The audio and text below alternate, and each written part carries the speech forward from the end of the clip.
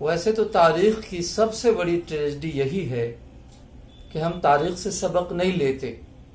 نسل در نسل اور بار بار اس کو دہراتے ہیں، لیکن قابل مبارکباد ہیں وہ لوگ اور وہ ادارے، وہ تنظیمیں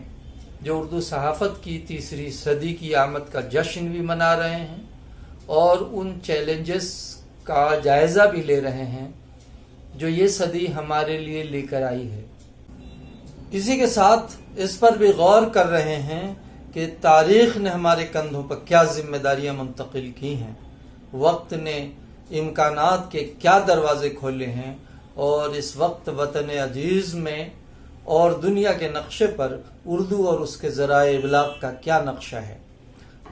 مولانا آزاد نیشنل اردو یونیورسٹی